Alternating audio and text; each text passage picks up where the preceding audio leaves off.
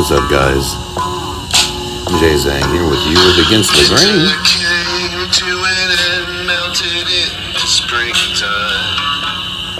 And Zang Nation.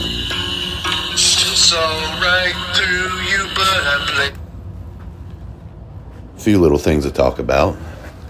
I want to talk sports, particularly UCLA. I also want to delve a little bit into the realms of psychology and philosophy, because that's something I've been doing a little bit of these days. I have a guest. I'll bring him on in a moment. He is a person who knows a thing or two about the sports world and other things, but I'm going to allude into UCLA by playing clips of a different podcast real quick. Kentucky number 3, Creighton, LSU tied with Iowa in the top 5, Maryland with Washington at 8, UCLA is number 9 overall in the transfer portal recruiting. They've got 4 commits, and the battle is, where does the depth come from? From Jamar Brown, Steven Jamerson, and Xavier Booker. UCLA lost a lot, and why Michigan is number 1 is also why UCLA had to go after 2 guys in the post, not just one, a backup big. Maybe Booker could have taken, Mick Cronin, could have taken a flyer on Xavier Booker or on Steven Jamerson. He's speaking a lot of hot facts right now. Maybe not necessarily a risk reward, but, one with some upside, the other one with more veteran stat savvy and stability to bring the Bruins into a much deeper run into the NCAA tournament. As I talked in the last Locked On UCLA episode and in recent episodes, there is much hype. Various outlets, various way too early top 25s, various people. They got their stuff together near the end of the year. Almost all guard lineup and return them to the Final Four like they did in 2021 with an undersized center. Now that would take a lot of development from Xavier Booker, who is a guy that liked to shoot the 3, would get lost outside the arc. There's some development that needs to be done, playing from one tough coach in Tom Izzo and now transitioning into a Mick Cronin style. I remember talking to my Spartan source and saying that was an interesting pivot for him to go west and stick with the same coaching style as opposed to going in a system that might fit him better. Well, he's ready to go with the Cronin coaching style. Jamerson, of course, coming from USD, you go from a former UCLA coach to the current. And so there you have it. The first thing is Cronin coaching style. We're going to talk about that in just a second. But I told you I was bringing someone on. I'm going to introduce him, none other than my son, Carlos Zagatti. Yo. What is good? Not much, just getting by, What do you think about UCLA this year with all of their upgrades, even though they lost a Diamara? They did. That's true. I think,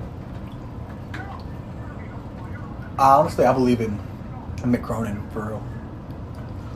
The way he coaches is just, there's a method to his madness for sure. And that's what I'm talking about. And the fact that they're out there in Westwood in California, they're acknowledging that. Mm-hmm. I love that. He mentioned Tom Izzo. He went from one coach in Tom Izzo to another coach in Mick Cronin out west. But then he also said from one tough coach to another tough coach. Right. He's being compared to the likes of the legend Tom Izzo. And as a homegrown, I'm from Cincinnati. Mick Cronin's from right around the block from where I grew up at. I love hearing him compared to a legend. Like Tom Izzo, right? Yeah. So yeah, I have high hopes for him. And I'll be watching a lot of them games this year. And I hope they go somewhere. They're going to be, it's way too early, I understand. Yeah. But the top 25 has them at around number 12, 13 right now. That's not really unfair, honestly. It's not a bad prediction. My issue is Cincinnati was in the top 25 last year at the beginning of the year. What happened to that? There's a big difference between the Cincinnati Bearcats and UCLA these days.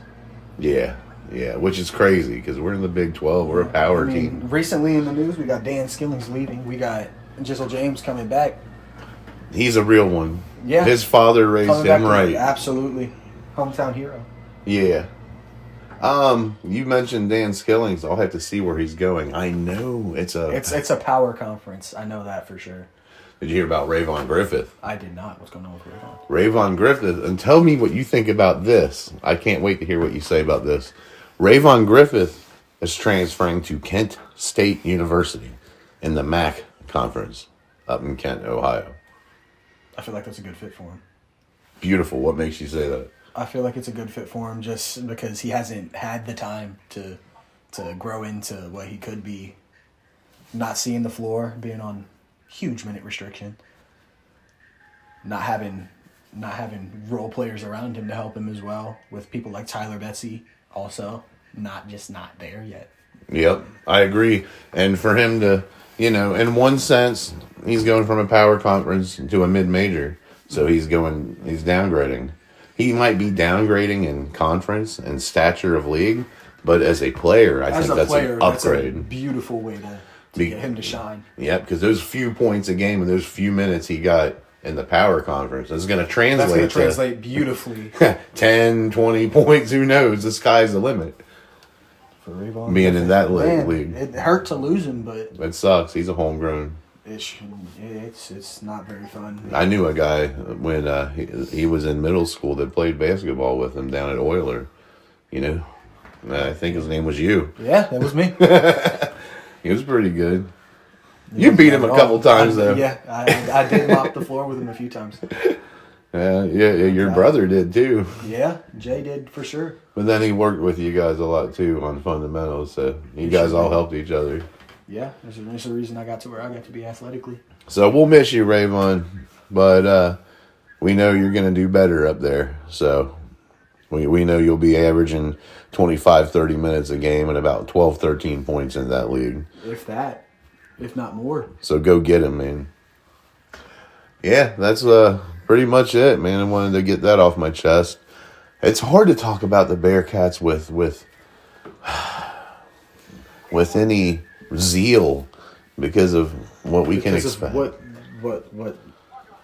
we could have been and off of Wes Miller, and he's just too nice of a coach. He's too nice of a coach. Yeah, he's a great guy. He's an amazing guy. I love him. He'd be an even better friend. But yeah. He just don't cut it out as a coach in such a conference. He needs some of that Cronin grit.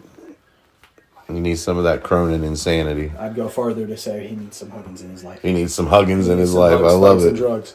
Sweet. Well, like I told you, Carlo's a guy who knows a thing or two. So, good to talk a little sports with him. Thank you for coming on. Yeah, thank you for having me. All right. So that's what we got. And I have high hopes for UCLA. I hope they do really good. I really do. They deserve it. They haven't been to the Final Four except for that one time. And it was not a fluke. Cronin is beyond capable of doing it. But I'm going to segue into some interesting stuff in the realm of sociology, psychology, and liking and loving. You've heard the old cliches, drawn to, or magnetic attraction. Those cliche phrases are not too far from the truth. The importance of initial attraction in the development of relationships, the interpersonal attraction, can be defined as the degree to which you want to form or maintain an interpersonal relationship. So what draws you? You have your short-term and then your long-term factors. Short-term, you have proximity and physical appearance, which can include these days virtual closeness, with everything online and Snap and Insta and everything like that. But, if you meet someone, but you might not see them again, that lack of proximity can keep you from developing an interest. But in some people and in some cases, especially the people that are kind of renegade, it can do the reverse. But there's the propinquity effect, which is the frequency of interactions. There's the mere exposure effect, aka the familiarity principle. The more we're exposed to something or someone, the more we'll like it. And of course, there's the physical appearance, especially for short term. And I don't just say that about romantic partners. It happens a lot with regular friendships too. But because of mere exposure, you may develop friendships even if there is no attraction, and that's typically due to the propinquity effect that I mentioned. Sexuality, that can be, especially in short term, grouped in its own league.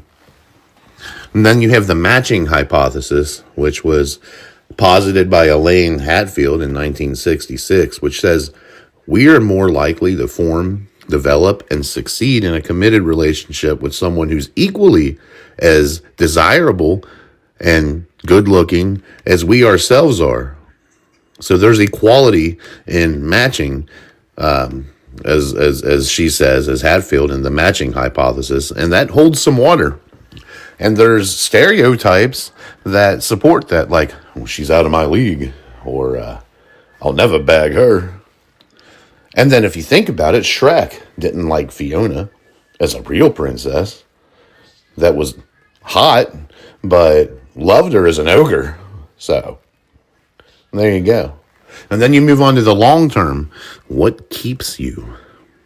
The short term merely draws you in.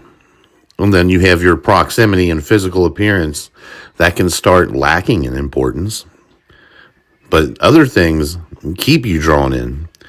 Similarity, the same likes, same social cues, same hobbies, sports, that can keep us in. The professional task similarity, similar jobs. You and your partner have similar jobs, similar values, attitude similarity. Albeit there's also an opposing cliche for that. Opposites attract. But also competence, charisma, and reciprocal likeness and liking. So that's some pretty cool stuff in terms of what draws you in from a sociological standpoint. And then, of course, you have the likeness, but there's the hidden agenda. If you don't like me, but you only start liking what I can do for you, that's hidden agenda liking, and that definitely turns off the long term. Usually helps deteriorate the relationship. So be sure you're in it for the right reasons. I'm just saying. From the philosophical realm, we were talking about ultimate reality. It's something I was looking at in my classwork at New Lane University. And what is ultimate reality? We know that Plato wrote his forms. Of course, he had the cave. But with his forms, he talked about everything having a one perfect form. Like if we look at a pencil, that's not really a pencil. But there is a form of that pencil in its perfect and pure state. Now, that's the true thing. And that's the same with humans and objects and everything. He talked about forms. But let's go down the rabbit hole. Let's go all the way back to before Plato and Socrates and all them. Let's start with Thales and Anaximander. What is ultimate reality? Heraclitus said fire. Parmenides said how so? Water puts it out. Ultimate reality, it has to be eternal. It has to be unchanging. And then the atomists ended up saying atoms. Leucippus and Democritus. Quantitative pluralism. Different atoms, different shapes, different sizes, they form matter. Oh, these different shapes, forms. Plato could have been onto something with his forms. He just didn't use the word atoms like the atomists ended up saying. So there could have been more truth in what Plato was saying than he even knew he was saying. And I thought that was interesting too. But this is a quick one because I got to get this posted for the sake of putting content up because it was Easter.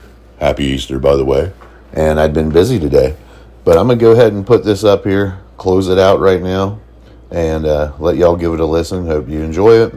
And I will put some more stuff up in the near future. Till then, everybody take care, stay safe, and God bless.